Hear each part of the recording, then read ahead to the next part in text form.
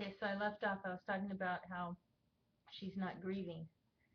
Um, so I look her up. I Google her up every now and again, more now than I used to. In fact, I don't think I was even looking at her or anything about her for, months and months.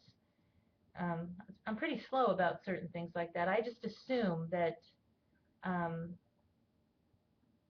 people grieve and they love each other. I don't assume that the worst. I tend to assume the best.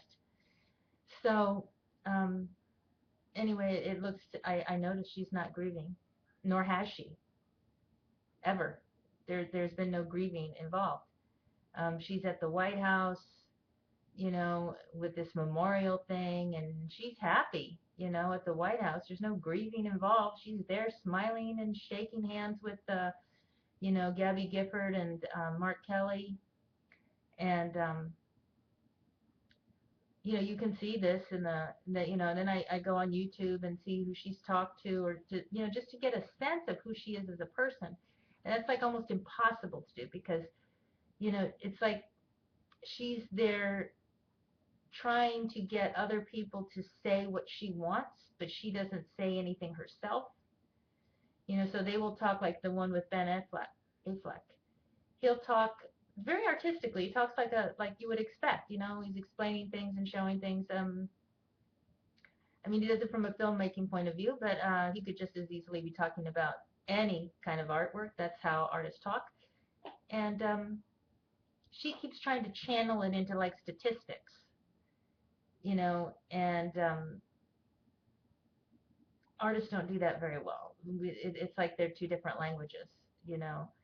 Uh, if I'm sitting here crying over the deaths at Sandy Hook Elementary School, I would get offended if someone were to say to me, okay, but let's look at how many were there.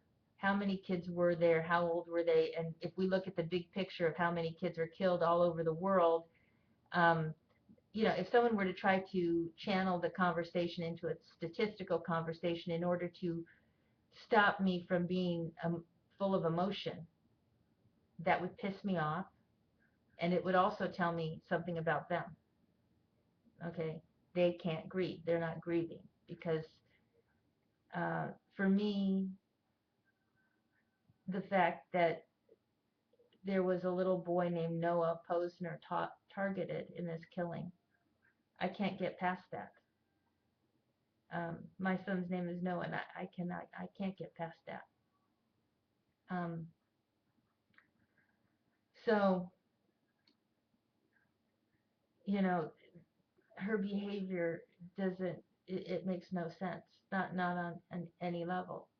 Uh, People get emotional, they get upset, and she didn't and hasn't. Okay, so, and on top of that, she seems to be very angry with me.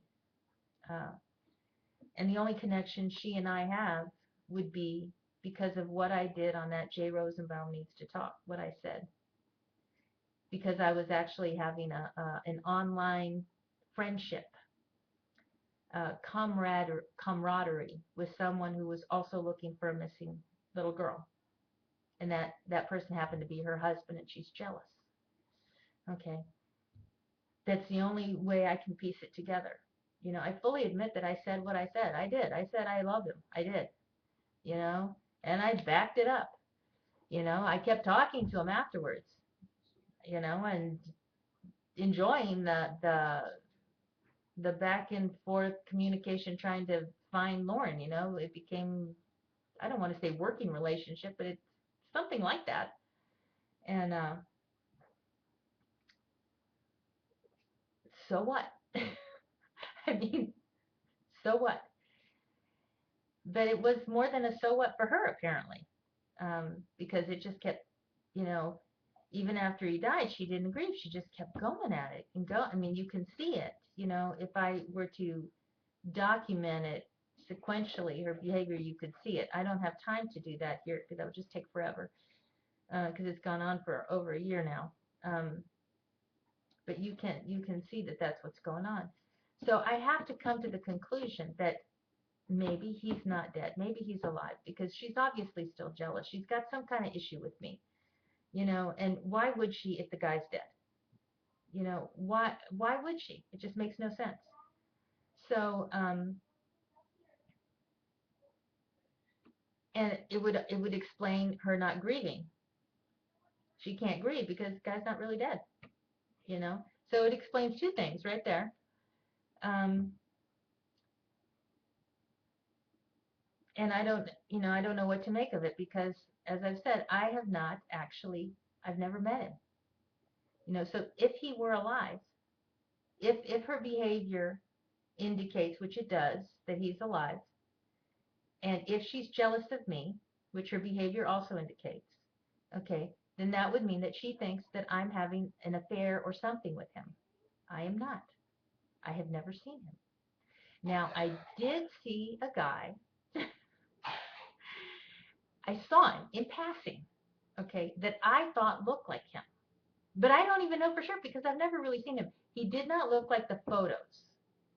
There's a similarity, but he didn't really look like the photos. He's not skinny.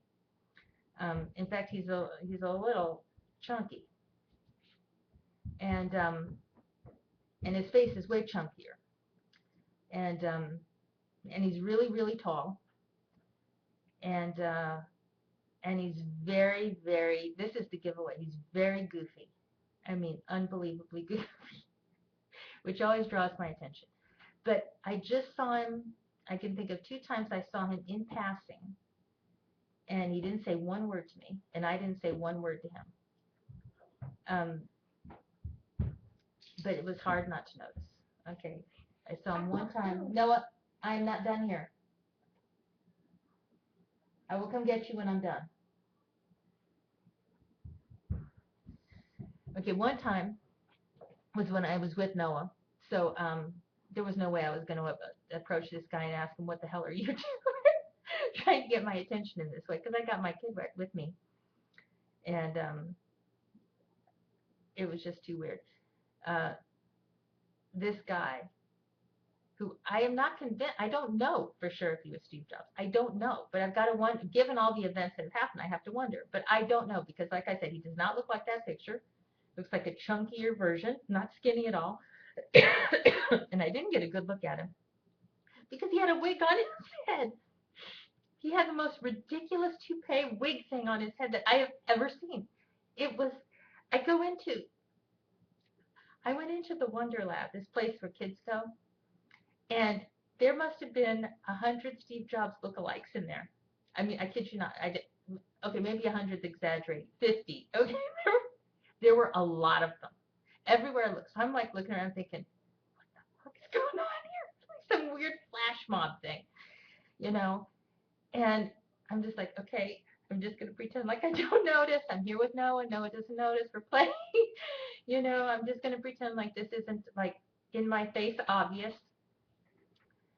And then all of a sudden, this huge, huge man walks past me, kind of in front of me, to one of the little displays there, and he's got this wig on, this bizarre wig thing on his head, and I'm looking at him like, what the fuck is that?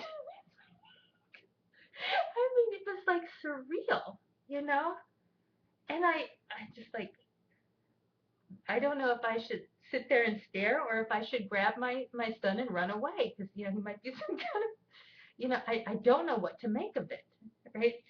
So I don't remember what I did, but I think somehow I grabbed Noah and we went upstairs to a different display. I was just like, okay, I don't know what's going on with this. This is like weird. And I'm just, like when you're with your child and you see someone that's a little off center, you just kind of like think, okay, let's go over here and look at this over here. So that's what I did. I went upstairs to a different display and we went to go look at something else. So there's this big aquarium upstairs with these fish in it. And the kids like it because it has like a little Nemo and Dory, but the real thing, and they're in there. And so I'm looking at the fish with Noah. And this woman comes up to me with her child. And we're looking at the fish and chatting, and then she starts telling me about how off the wall, I don't even know where she came up with this. Okay, she starts talking to me about how some men are really shy and they don't know how to talk to women and how, sometimes it helps to have somebody else talk for you when you can't because you're shy and you don't know how to approach someone.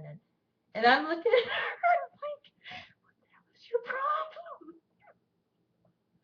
You know, I mean, it was very funny. It was very, very funny. I have to admit, it was hard to keep a straight face because I just saw the guy with the wig downstairs and the 50 people that looked just like Steve Jobs. So I'm thinking, if I didn't know better, I'd say that have to be that. Maybe that is him because look at this event, this display of bizarre affection,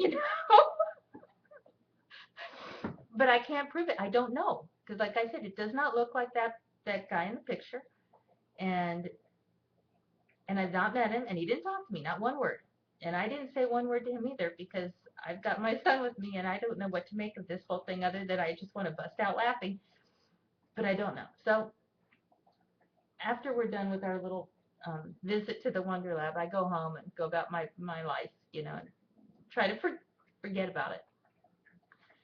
And then there was one other incident that happened. Okay, one other. I went to the dog food store to buy dog food. And, in my earlier videos, I have some videos of William Wegman, I'm a big fan of his work with the dogs, with the, oh God, the Weimaraners, where he talks to them and they do different things. And I posted them. And, I'm getting very, very thirsty all of a sudden. I feel like my ears are ringing and I'm getting unbelievably thirsty. Very dry mouth. Very, very dry mouth. It's, you know, just like that, just now, all of a sudden, out of nowhere.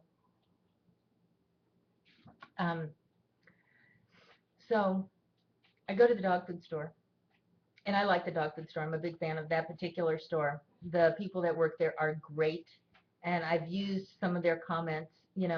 If you live in the Midwest, people here, they have a way about them. Um, they're first of all, they're unbelievably honest. It's a delight. Okay, but they're funny too in this kind of reserved way, and they just kind of tell it to you like it is. And anyway, this place I go to, they're like that, and I appreciate them very much, and I like them very much, and I frequent their store. I like to go there to get dog food for my dogs. So I go there, and this has never happened before or since. There's a dog behind the counter waiting on me, just like in the video, in the William Wegman video. I kid you not. There's a little setup, and the dog is behind there, and it looks like it's going to take my order. It was like a black lab, I think. And then I look over to the side, and there's this bone on the floor, like I'm supposed to pick it up.